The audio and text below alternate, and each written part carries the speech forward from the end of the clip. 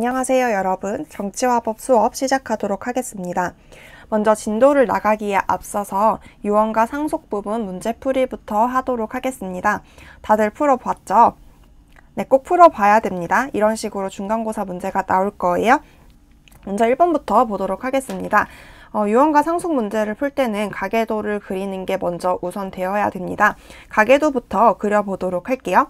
자, 1번을 보니까 갑과 을은 법률상 혼인 후 병을 입양을 했습니다. 그리고 3년 뒤에 정이 태어났다고 했죠. 그러면 이렇게 나타낼 수가 있습니다. 여러분도 다 이렇게 나타냈죠? 네, 그리고 여기 보면은 갑의 홀어머니가 있어요. 갑의 홀어머니 무도 표시해 보도록 하겠습니다. 어느 날 갑은 심장마비로 사망을 했습니다. 그리고 재산은 21억 원을 남겨주었죠. 그리고 유언이 발견이 되었는데요. 유언은 21억을 A재단에 모두 기부한다는 내용이 적혀 있습니다. 그리고 이거는 법적으로 효력이 있어요. 그러니까 유언대로 상속이 이루어지는 것입니다. 그리고 갑은 사망 당시 채무가 전혀 없는 상태였다고 합니다. 즉 21억이 전 재산이라는 것이죠. 이렇게 정리를 해놓고 문제를 풀어볼 건데 사실 이 문제는 상속분을 구하지 않아도 풀 수 있는 문제였어요. 그런데 상속분을 물어볼 수 있는 문제가 나올 수 있으니 일단 상속분부터 구해보도록 하겠습니다. 이 사례에서 갑이 사망함으로써 유언이 없었더라면 상속을 받을 수 있는 법정 상속인은 누구인가요? 네, 1순위인 직계비속과 그리고 직계비속과 같이 상속을 받을 수 있는 배우자 법정 상속인이 되겠죠. 그리고 이들은 유언이 없었더라면 21억을 1대 1대 1.5로 나누어서 가졌을 것입니다. 그쵸? 을은 배우자니까 50% 가산해서 받는 거 기억하고 있죠? 21억을 1대 1대 1.5로 가져가면 각각 얼마씩 가져가냐? 네, 21을 3.5로 나누면 된다고 했었죠? 3.5로 나누면 6이 나옵니다. 그러니까 병은 6억, 정은 6억, 그리고 을은 9억을 가져갈 수 있었던 거죠. 유언이 없었더라면. 근데 유언에 따르면 을과 병과 정은 유언 상속을 받지 못하게 됩니다. 이런 경우에 을과 병과 정은 유류분을 청구할 수 있다고 했죠. 유류분을 만약에 전액을 청구하게 되면은 을과 병과 정은 유언이 없었다면 받을 수 있었던 법정 상속분의 2분의 1을 가져갈 수 있다고 했습니다. 즉 을은 유류분으로 4.5억, 이게 유류분이에요. 그리고 병과 정은 유류분으로 3억씩 가져갈 수가 있게 되는 것이죠. 알겠죠? 그리고 유류분을 전부 다 청구해서 다 받았다면은 무는 그 중에서 10.5억 원, 21억에서 4.533 더한 걸 뺀 10.5억 원을 가져갈 수가 있겠죠. 이해가 되나요? 이렇게 다 정리를 해놓고 보기를 보도록 하겠습니다. 1번 볼게요. 갑의 사망으로 을과 병의 친자관계는 종료된다 라고 되어 있는데요. 사망했다고 해서 친자관계가 종료되지는 않습니다. 혼인관계와 또 달라요. 그래서 종료가 아니라 유지된다 라고 적어주면 됩니다. 그 다음 2번. A재단은 법정 상속인에 해당한다 라고 되어 있는데 법정 상속인 제가 정의해 줬죠. 법정 상속인은 유언이 없었다면 상속을 받았을 사람입니다. 근데 A재단은 유언이 없었더라면 절대 상속을 받지 못하는 재단이죠. 그렇기 때문에 2번은 틀렸습니다. 그다음 3번. 을과 정의 법정 상속분은 동일하다 라고 되어 있는데 법정 상속분은 유언이 없었더라면 받았을 상속분을 의미한다고 했었죠. 을은 정보다 1.5배를 더 받습니다. 그렇기 때문에 틀렸죠. 그 다음 4번. 을은 병보다 적은 유류분액을 받게 된다라고 되어 있는데 유류분이란 법정 상속분의 2분의 1이잖아요. 을과 병 같은 경우는 직계비속과 배우자니까 2분의 1을 받는다고 되어 있잖아요. 그렇기 때문에 법정 상속분의 2분의 1을 가져가게 돼요. 을 같은 경우는 병보다 법정 상속분 자체가 1.5배가 많죠. 그렇기 때문에 유류분 자체도 많을 수밖에 없습니다. 네, 틀렸죠? 많은 유류분액을 받게 됩니다. 그 다음 5번. 무는 유류분액을 받을 수 없다라고 되어 있는데 유류분은 법정 상속인만 청구할 수가 있어요.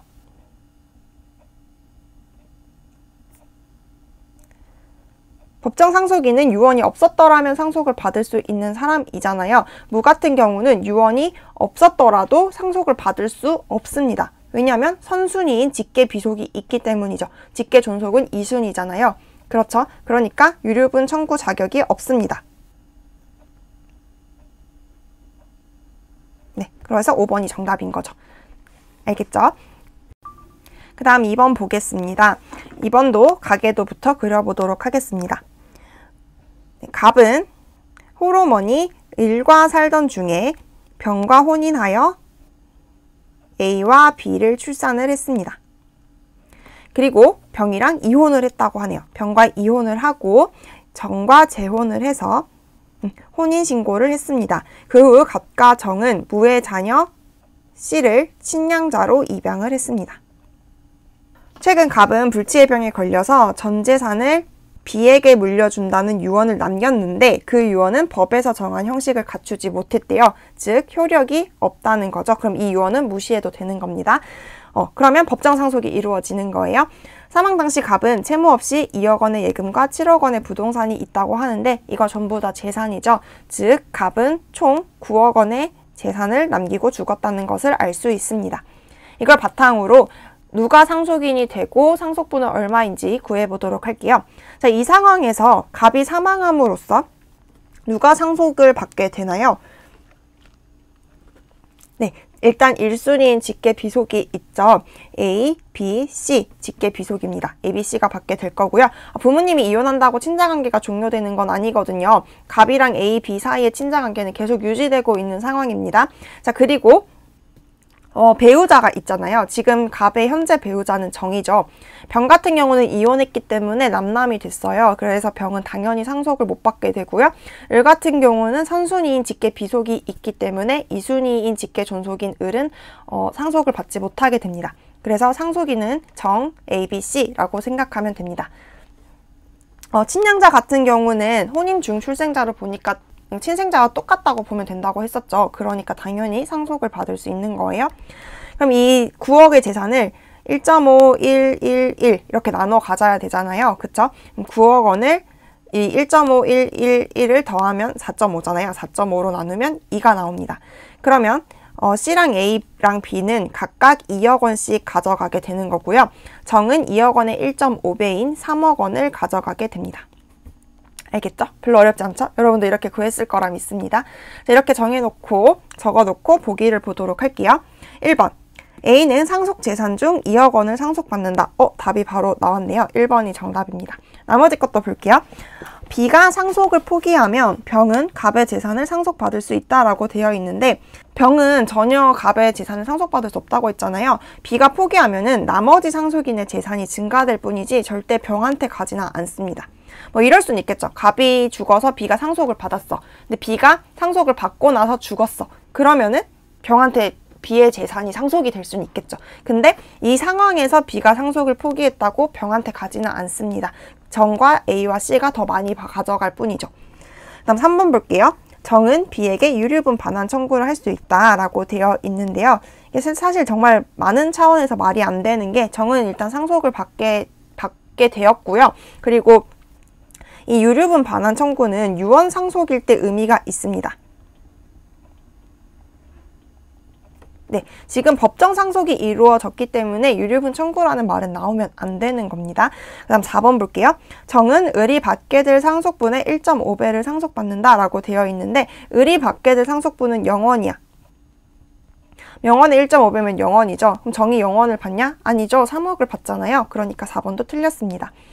그 다음 5번 무와 C의 친자관계가 유지되므로 C는 갑의 재산을 상속받을 수 없다라고 되어 있는데 친양자 입양을 했기 때문에 친부모와의 관계가 단절됩니다. 따라서 무와 C의 친자관계는 유지되지 않습니다.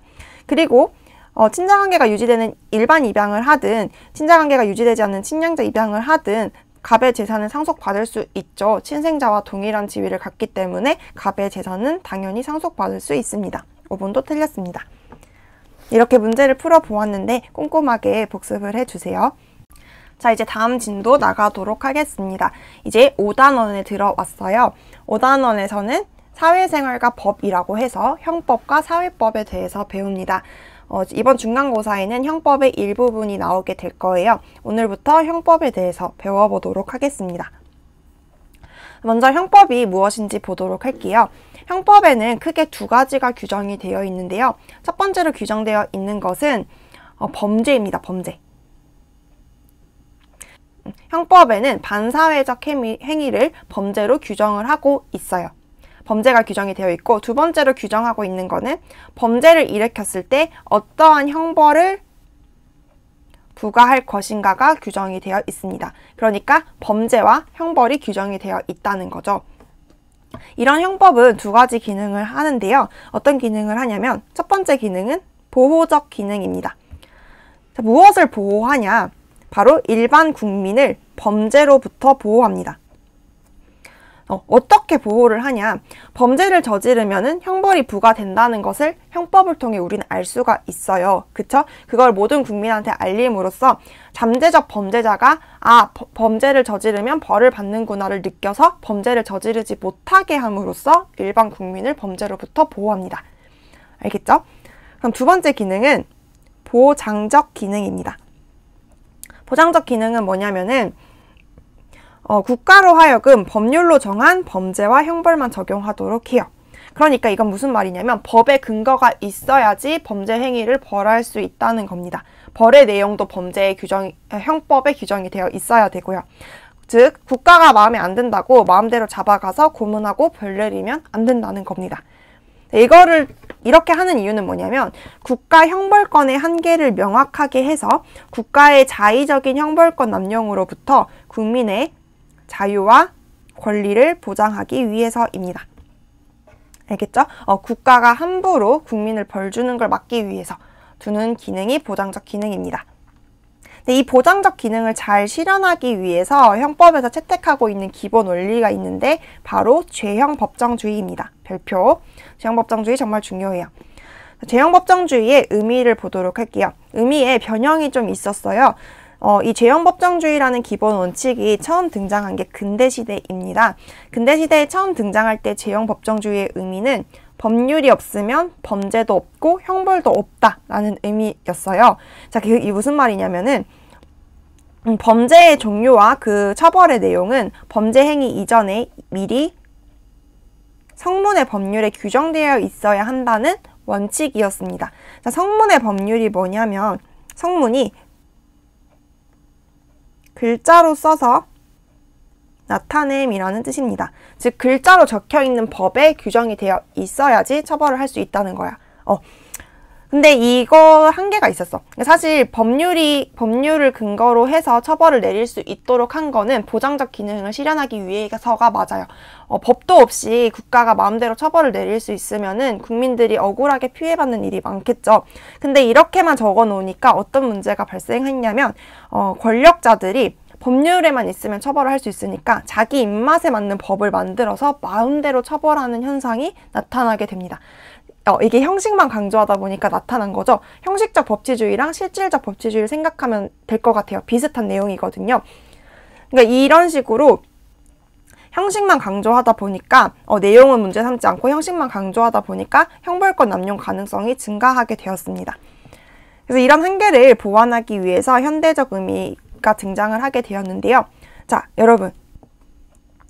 이 문장이 위의 문장과 다른 점을 찾을 수 있겠나요? 여기 적정한이라는 단어가 추가되었죠. 이 말은 무슨 말이냐면은 법률의 내용을 보기 시작했다는 것입니다. 형식적인 법률의 존재뿐만 아니라 법률의 내용도 정의에 합치되도록 해서 법관 또는 입법부의 자의적 판단으로부터 국민의 자유와 권리를 보장하는 데까지 나아갔습니다. 그래서 오늘날에는 적정한 법률에 규정된 범죄를 그 법률에 규정된 형벌로만 처벌할 수 있도록 하고 있습니다. 알겠죠? 자, 그런데 이 죄형 법정주의를 구체적으로 파고 들어가면 여러 원칙들이 있습니다. 이 원칙들에 대해서 알아보도록 하고 마치도록 할게요. 이 원칙에는 5가지 원칙이 있습니다. 예시와 함께 의미를 잘 기억해 줘야 돼요. 첫 번째 원칙은 관습형법 금지의 원칙입니다. 이게 뭔지 설명하기 전에 법의 종류에 대해서 또 정리를 해볼게요. 법의 형태에 따라서 법은 성문법과 불문법으로 나뉘어져 있습니다. 그리고 성문법은 뭐냐면 글로 된 법을 말하는 거고요. 아까 했던 거죠. 글로 나타난 법을 성문법이라고 하고, 불문법은 글로 되어 있지 않은 법을 의미를 합니다. 그리고 이 불문법의 대표적인 게 관습법이에요. 관습법이라는 것은 무엇이냐면 관습으로 구성된 법인데, 관습이라는 것은 한 사회에서 옛날부터 내려뒀던 어떤 사회적 행위를 생각하면 돼요. 설날에 세배하고 장례식장에 검은 옷 입고 가는 것, 이런 게 다 관습입니다. 근데 이 관습이라는 게 사실 내용과 범위가 명확하지가 않아요. 관습형법은 관습을 바탕으로 형성된 형법을 의미를 하는 거거든요. 근데 그러니까 형벌이라는 게 개인의 삶에 엄청나게 큰 영향을 주는 거잖아. 뭐 징역을 한다는 건 신체의 자유를 굉장히 구속을 하는 거고, 벌금형 같은 경우도 개인의 재산을 가져가는 것이기 때문에 개인의 인생에 큰 영향을 미칩니다. 그런 큰 형벌을 정확한 내용이 없는 관습형법에 따라서 부과를 한다는 거는 억울함의 소지가 많이 나타날 수가 있겠죠. 그렇기 때문에 관습형법 금지의 원칙에 따르면 범죄와 형벌이 불문법인 관습법이 아닌 의회에서 제정한 성문법에 규정되어야 한다는 원칙을 말합니다. 그러니까 성문법에 적혀있는 범죄만 성문법에 적혀있는 형벌로 처벌한다는 의미예요. 알겠죠? 자, 그 다음 두 번째 원칙 보도록 하겠습니다. 두 번째 원칙은 소급표 금지의 원칙입니다. 자, 여기서 말하는 소급이라는 것은 거슬러 올라간다라는 뜻이에요. 즉, 거슬러 올라가서 처벌하면 안 된다는 원칙이거든요. 무슨 말이냐면 범죄와 그 처벌은 행위 당시의 법률에 의해야 하고, 행위 후에 법률을 제정해서 그 법으로 이전의 행위를 처벌해서는 안 된다는 원칙입니다. 그러니까 뭐 예를 들면은 제가 2020년 5월에 코 파는 행위를 했어요. 근데 2020년 10월에 코 파면 벌금 5만 원이라는 법이 제정이 됐습니다. 자, 그러면은 이 뒤에서부터 코 판 사람을 처벌을 해야지 전에 코 판 사람들까지 거슬러서 처벌을 하면 안 된다는 겁니다. 무슨 말인지 알겠죠? 왜 이러냐면은 이런 식으로 법을 제정하고 그 전에 있는 행위까지 다 처벌을 하면은 내 어떤 행위가 언제 범죄가 될지 모르는 거잖아요. 사람들은 굉장히 불안정 속에서 살 겁니다. 이거는 법적 안정성에 위배되는 사항이잖아요. 그렇기 때문에 거슬러 올라가서 처벌하는 걸 엄격하게 금지하고 있습니다. 알겠죠? 그러니까 어떤 법이 만들어지면은 그 법 이후에 나타난 행위만 처벌할 수 있다는 것입니다. 자, 어려운 말이 많이 나오고 있는데 잘 정리해 주세요. 세 번째 원칙은 좀 쉬워. 세 번째 원칙은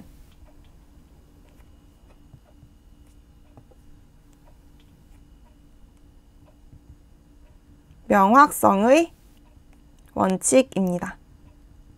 즉, 법이 명확해야 된다는 거예요. 그러니까 무엇이 범죄이고 범죄에 따라 어떤 형벌이 부과되는지 명확하게 규정해서 누구나 알 수 있어야 한다는 원칙이에요.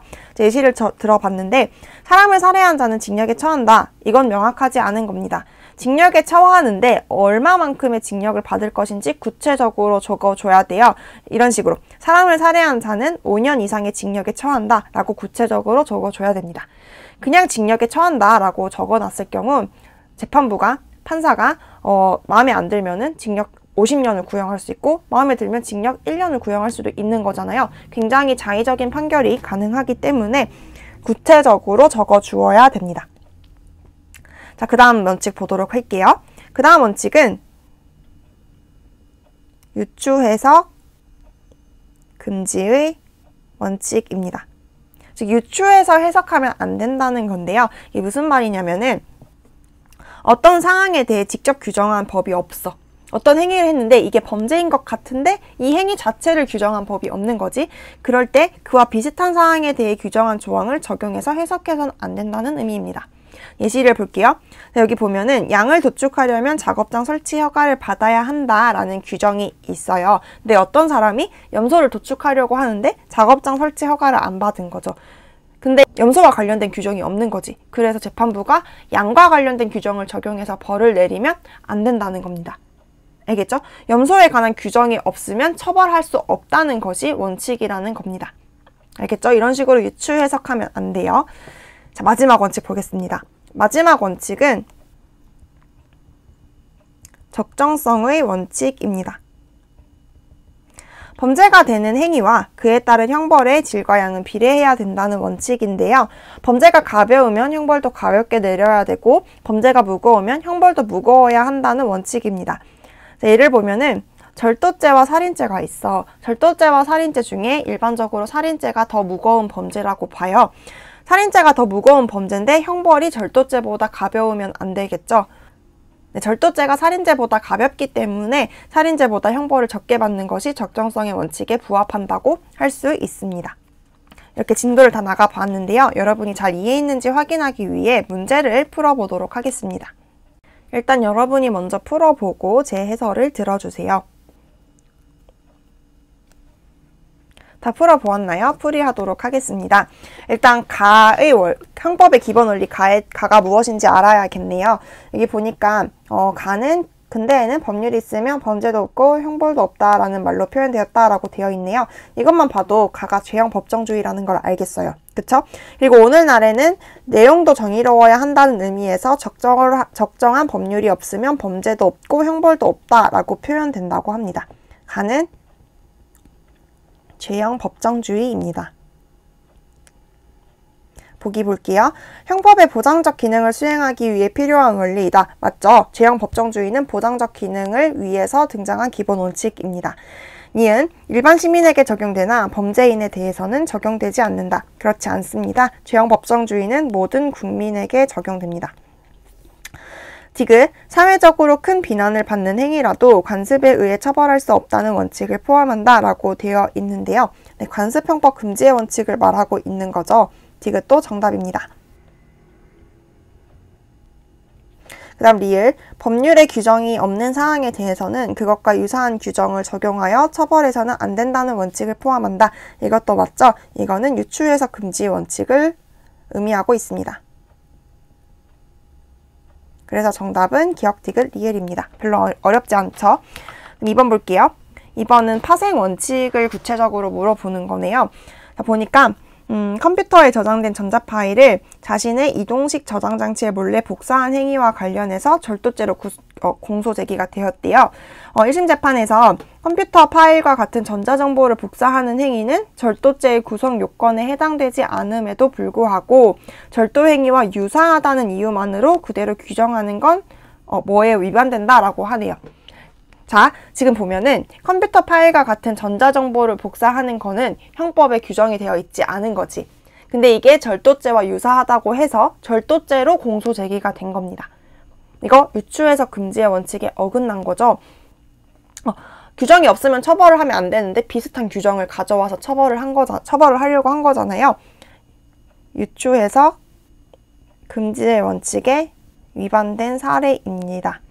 보기 보도록 할게요. 기억. 범죄의 성립과 형벌에 모두 적용이 된다. 맞습니다. 범죄의 성립과 형벌에 모두 적용이 돼요. 그 다음 니은 범죄와 처벌이 균형을 갖추어야 한다는 원칙이다 라고 되어 있는데 이것은 적정성의 원칙입니다. 그 다음 디귿 적용할 형법 규정이 없는 경우 법관의 자의적인 판단만으로 처벌할 수 없다는 것을 의미합니다. 맞는 말이죠. 형법 규정이 없으면 처벌을 하면 안 된다는 겁니다. 자, 리을 범죄 행위가 어떤 것인지를 누구나 예측할 수 있게 법률로 명확하게 규정되어야 한다는 것. 이거는 명확성의 원칙이죠. 그래서 얘도 틀렸습니다. 정답은 1번이 되겠습니다. 네, 오늘 수업은 여기까지 하도록 하겠습니다. 중간고사 공부 열심히 해주세요.